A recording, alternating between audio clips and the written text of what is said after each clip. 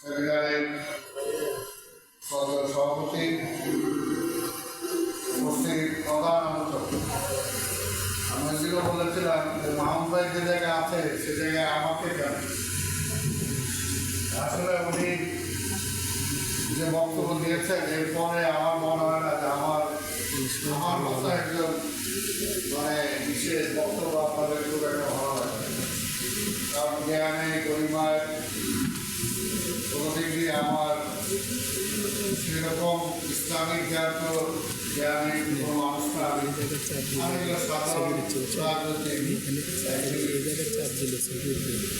তবে আমাদের আমি যেটা মনে করি কোনো বিকল্প না সব কিছুতে। আজকে সারা বিশ্বে যে অবস্থা সেখানে আমাদের মার খাচ্ছি। আজকে আমি তো মনে করি যে শুধুমাত্র মধ্যপ্রাচ্যের দেশগুলো যদি এক হয়ে একটা হুঙ্কার দেয় তাহলে ইসরায়েল অবস্থান থাকে। সবাই নিজের চিন্তার ভিতর যে বুঝে আমাকে খাবে,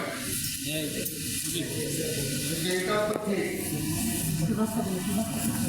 আজকে ইরান যেভাবে প্রতিরোধ করে তুলেছে, মাথা উঁচু করে দাঁড়িয়েছে, যদি এই প্রতিরোধটা না হতো তাহলে এতদিনে সম্পূর্ণ মুসলিম উম্মাহকে গ্রাস করে এই প্রতিরোধটা হয়েছে বলে একটা জায়গায় থমকে দাঁড়িয়েছে।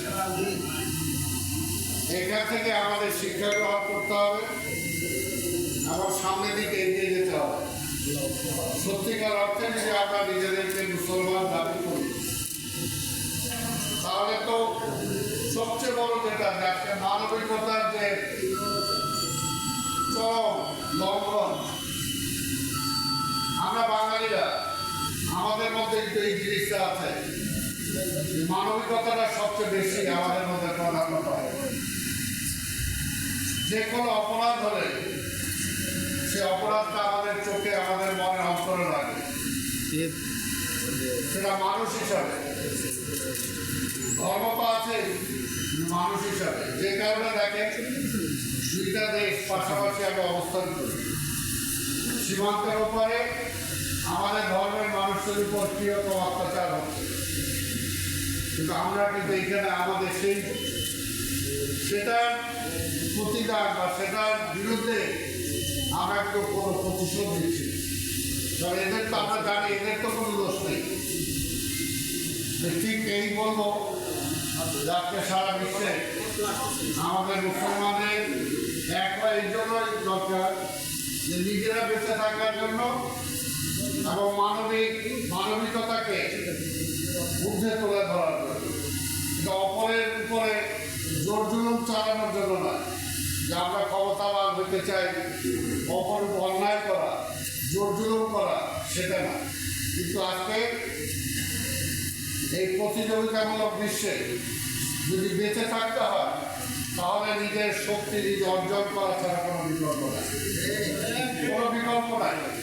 আজকে যদি আমি আমার শক্তি অর্জন করতে না পারি তাহলে স্বাভাবিকভাবে দেখেন আজকে কেমন একটা কথা যে দুদিন পর পত্রিকায় আসে যে আমার সীমান্ত দিয়ে কুশিন হচ্ছে। কি কারণে বাবা কুশিন করবে?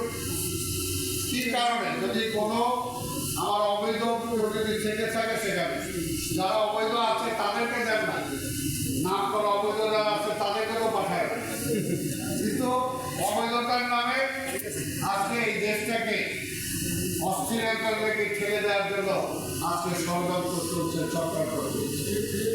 তাই বলবো আজকে আমাদের এখানেও কিছু ঐক্য দরকার, আমাদের এখানে সারা বিশ্বে যেতে ঐক্য দরকার, আমাদের এখানে ঐক্য দরকার যাতে নিজেদের স্বার্থটাকে সমুন্নত রাখার জন্য।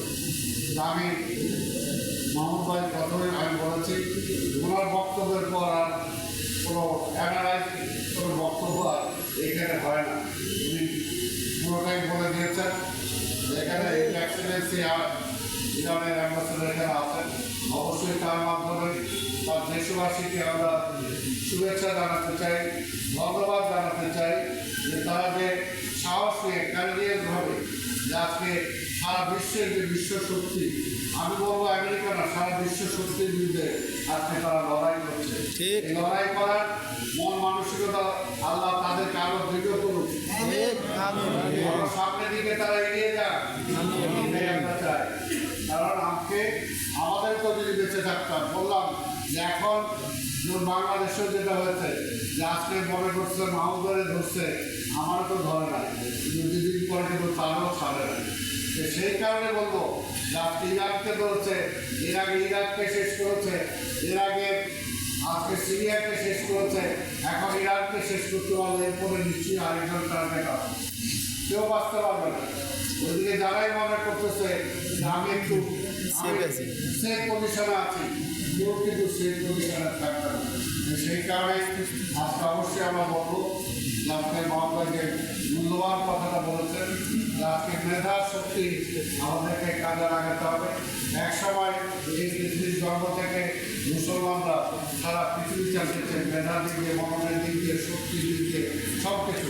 কিন্তু আজকে বিভক্তির কারণে কিন্তু আজকে আমরা হারিয়ে যাচ্ছি।